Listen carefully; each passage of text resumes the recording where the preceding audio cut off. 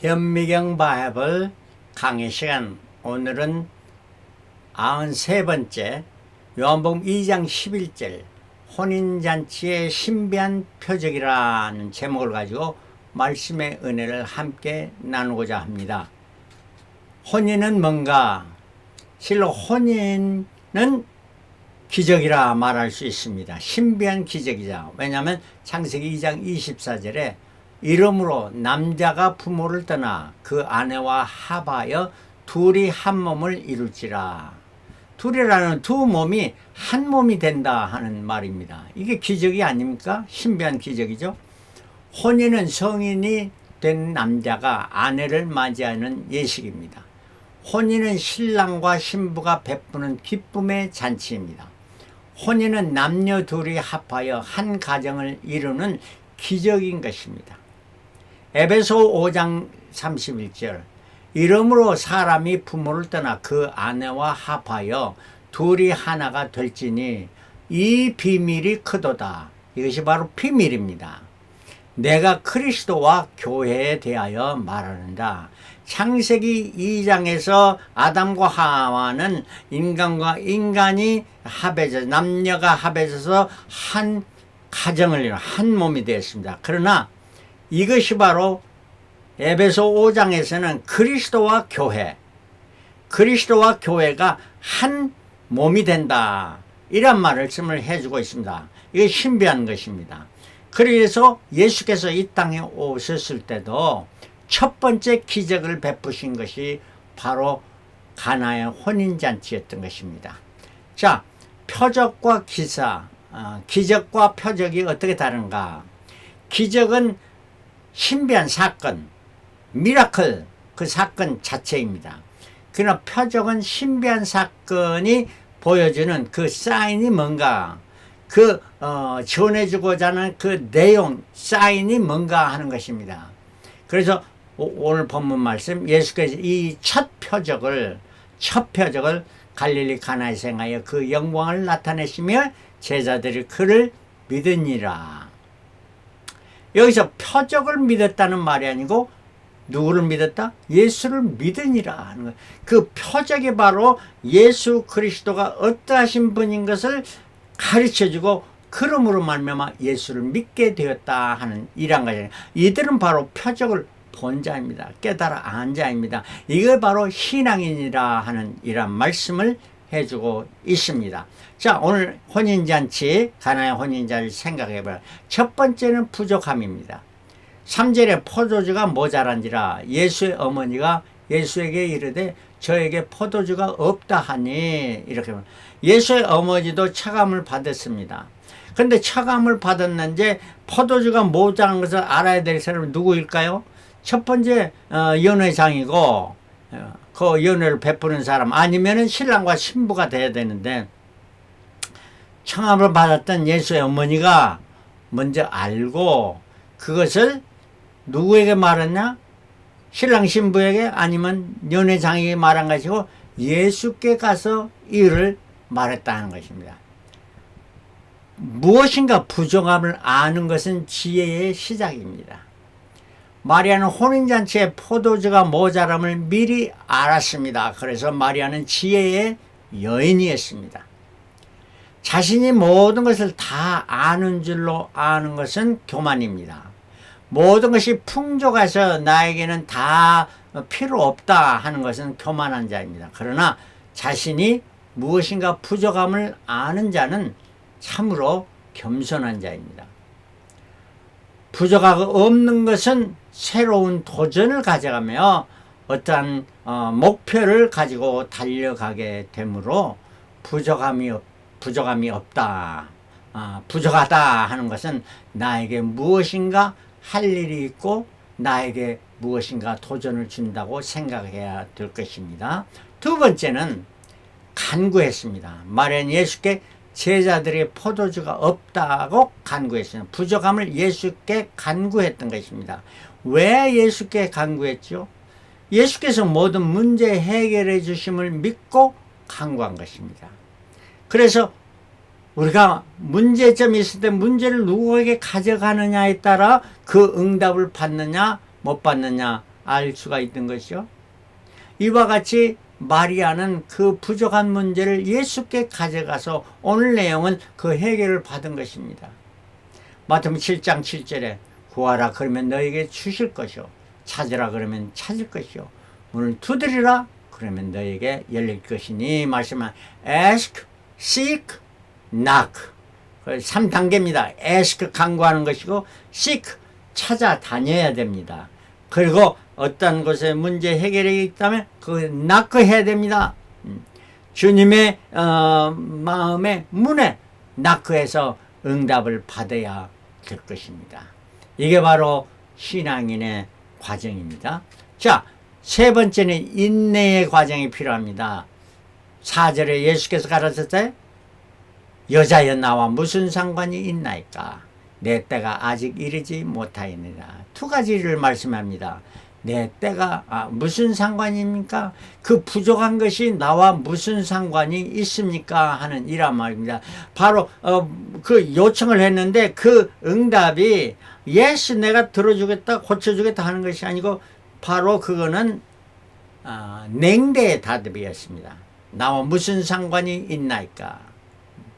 어떤 면에서 볼 때는 예수께서 그것이 나와 상관없다는 것이 깊은 그 뜻으로 보면은 예수님께 모든 것을 everything he can do it. 그러므로 부족하고 모자란 것은 예수님의 사전에 없다는 말과 되는데 그러나 그것보다는 여기에 마리아 당신이 요구하는 것이 나와 지금 상관이 없습니다 하는 것입니다. 그래서 기도의 응답은 기도한 자에게 인내와 연단의 과정이 꼭 필요합니다. 필수적인 관계입니다. 그래 yes 그렇게 준다면 감사와 찬송과 영광을 주님께 돌리지 못하는 경우가 많습니다. 그리고 두 번째 내 때가 이르지 못하였나이다 이런 말씀을 합니다. 그래서 예수님은 공적인 일에 대해서 개인적인 친분의 관계의 정을 버리셨습니다. 그 관계를 끊으셨습니다. 그래서 갈라디아 5장 24절 그리스도 예수의 사람들은 육체에 함께 그 정과 욕심을 십자가에 못 박았느니라. 그 정이라는 내가 아니까 나하고 가까우니까 들어주겠다. 자, 우리 그리스도 예수의 사람들 교회 지도자들은 참 이 정에 치우쳐서 모든 일을 해서는 안 된다 하는 이러한 말씀을 여기서도 해주고 있습니다.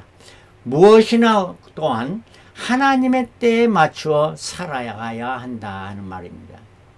하나님의 때에 맞추지 않으면 하나님의 노하는데 나는 자꾸 하려고 하면은 누가 힘들고 고생입니까? 자기 자신뿐이에요.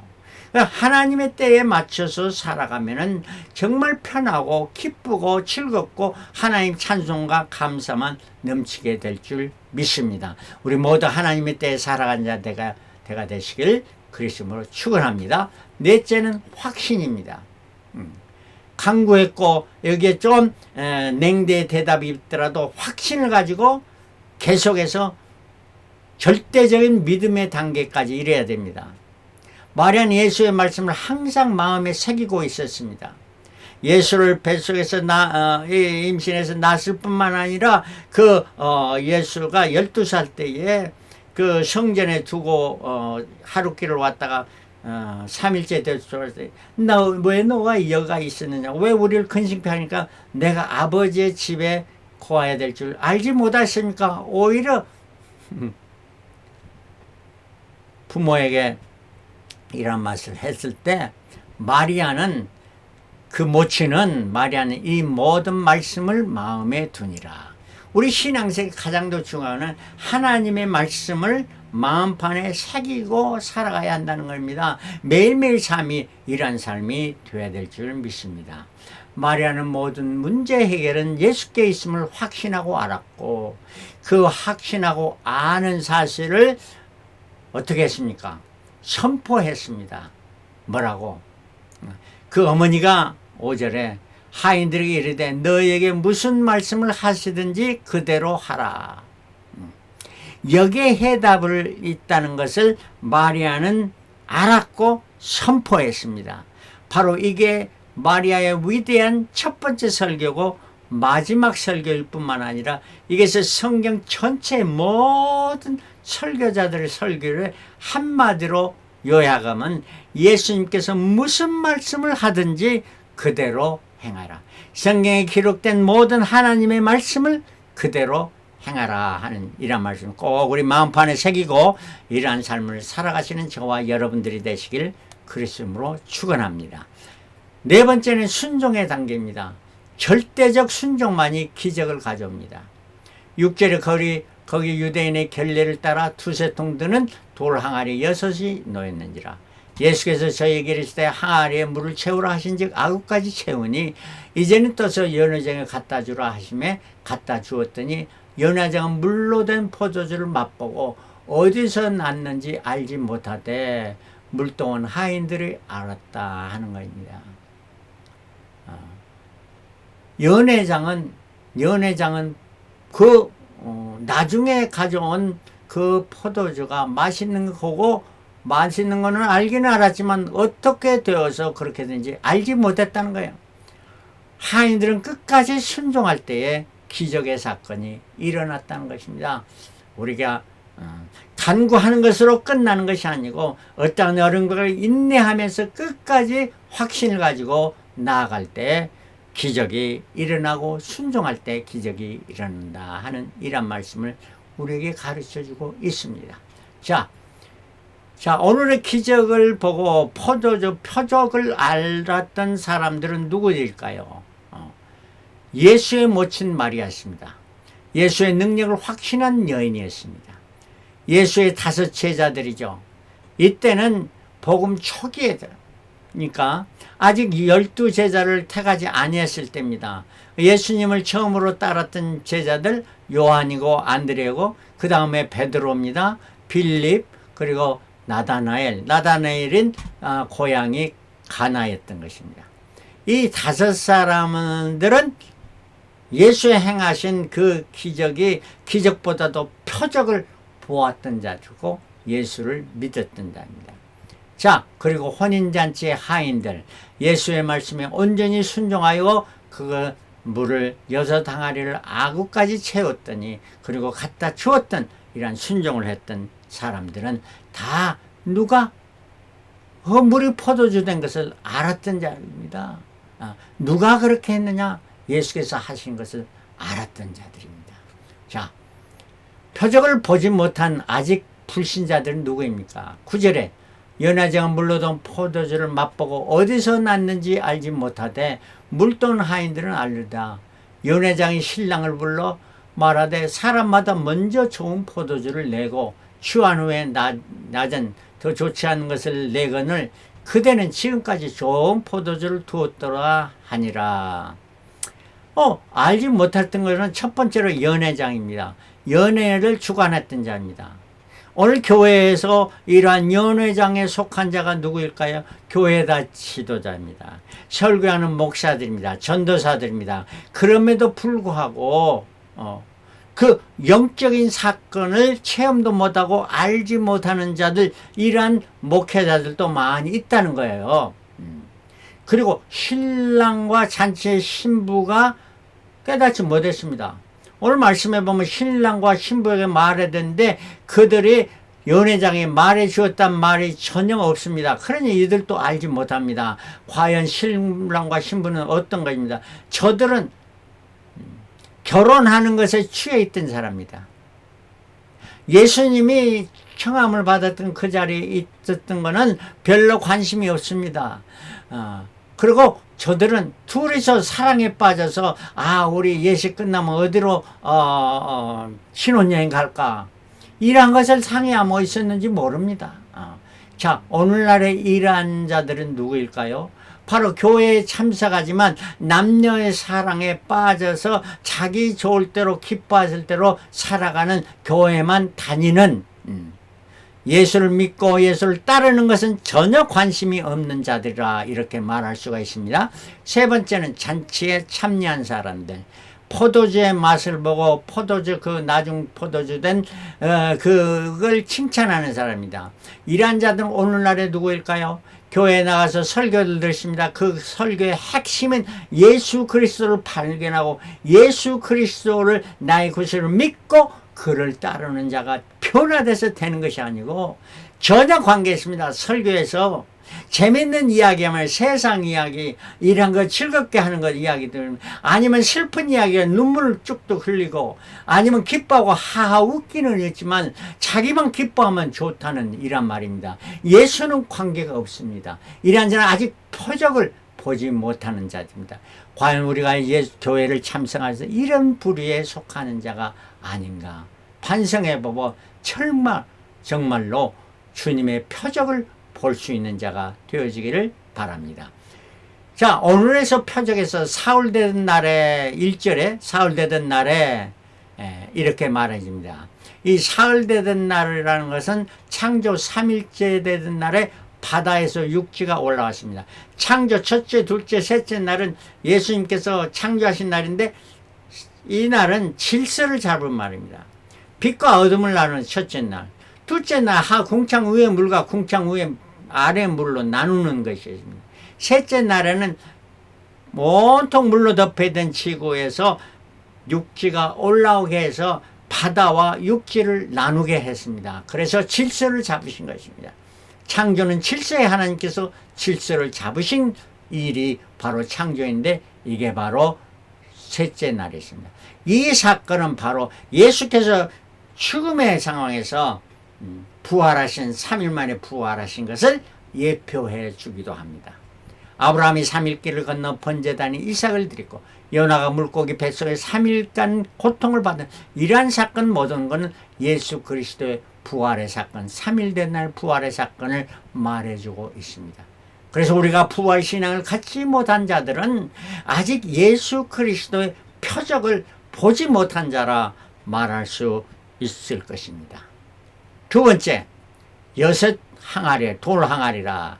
거기에 유대인의 6절에 거기에 유대인의 겔레를 따라 두세 통 드는 여섯 돌 항아리가 여섯이 놓이는지라. 6은 인간의 숫자입니다. 여섯째 날에 사람이 창조되었습니다. 인간들은 돌 항아리입니다. 돌이라는 건 너는 돌대가리라 하는 것은 뭐냐, 아주 그냥 모른다는 거죠.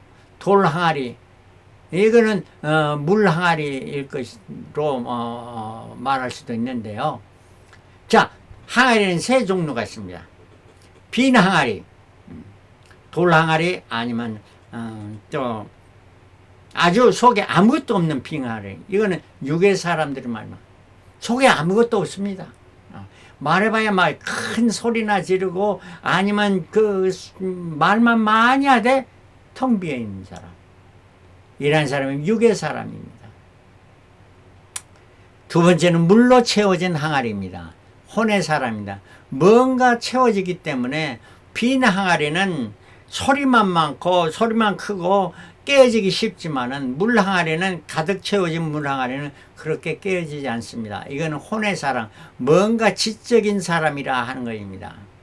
지적인 사람입니다.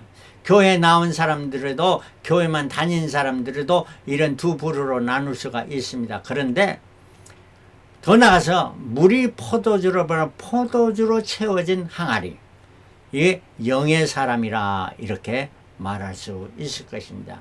바로 물이 포도주로 변했단 말입니다. 우리 육체는 모두 물로 채워져 있습니다. 많은 부분이 물입니다. 근데 이 물이 포도주가 됐다는 것은 참으로 기쁨을 줄 수 있는 기쁨의 사람으로 변했다 하는 거예요. 그래서 이런 거는 사람이 물과 성령으로 거듭나지 않으면 하나님의 나라에 들어갈 수 없느니라. 성령으로 거듭난 사람, 변화된 사람, 물이 포도주로 변화된 사람, 참 영의 사람들이 말합니다. 이게 바로 참 신앙이 되고 천국을 소유한 자들이라 하는 이러한 말씀이 되겠습니다. 자, 나는 과연 어떤 사람입니까? 교회는 다니지만 자기중심적이고 세속적인 사람인가? 빈 항아리인가? 아니면 물 항아리인가? 아니면 진짜 믿음으로 포도주로 온통 차여진 사람인가? 예수께서 이 표적을 갈릴리 가나에서 행하여 그 영광을 나타내시며 제자들이 그를 믿으니라, 믿게 되었다 하는 말입니다. 신앙에는 예수의 표적을 알고 기뻐하며 하나님께 영광 돌리며 살아가는 자들이 바로 참신앙입니다. 참신앙이 되려면 첫 번째로는 깊이 말씀을 묵상하며 하나님의 말씀을 들을 때 그 말씀이 무엇인가를 의미하는가를 그 이면적인 그 뜻을 깨달아 알아야 됩니다. 그 무궁한 뜻을 알려면 기뻐하고 즐거워합니다. 이게 바로 무궁한 뜻을 간파하라 하는 것입니다. 그래서 우리가 성경 공부를 하고 말씀을 배우고 말씀으로 인해 기뻐합니다. 두 번째는 그 말씀에 전적으로 순종하여 예수를 따르는 것입니다. 내 삶을 그 말씀에 온통 젖어서 말씀에 내 삶을 맡겨야 된다 하는 것이고, 세 번째는 예수의 행하시는 모든 일로 기뻐하며 주님께 영광 돌려야 되는 것입니다. 마지막으로 이러한 신앙인들이 받을 복은 뭔가? 마지막 있을 혼인잔치입니다. 그건 어린 양의 혼인잔치입니다.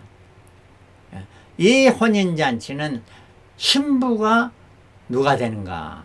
신랑은 예수 그리스도가 신랑이 되시고 신부는 바로 누가 되는가? 계시록 19장 7절 우리가 즐거워하고 크게 기뻐하여 그에게 영광 돌리세. 어린 양의 혼인 기약이 이르렀고 그 아내가 예비되었으니 그에게 허락하사 빛나고 깨끗한 세마포를 입게 하셨은즉, 그 신부로 맞이하실 분은 누구냐? 바로 예수 그리스도가 신부를 택하시고 그 신부에게 깨끗한 세마포를 입게. 깨끗한 세마포는 성도들의 옳은 행실이라 참으로 성도의 바른 신실하고 진실하고 성실한 이러한 삶을 살아가는 자들을 말합니다. 9절에 천사가 내게 말하여 기록하되 어린 양의 혼인잔치에 창함을 입은 자들이 복이 있도다 말합니다. 신부가 되는 것도 복입니다. 최고의 복입니다. 그러나 어린 양의 적어도 잔치에 참여하는 이 모든 것은 천국에 들어가는 자들입니다. 예수 믿는 자들입니다.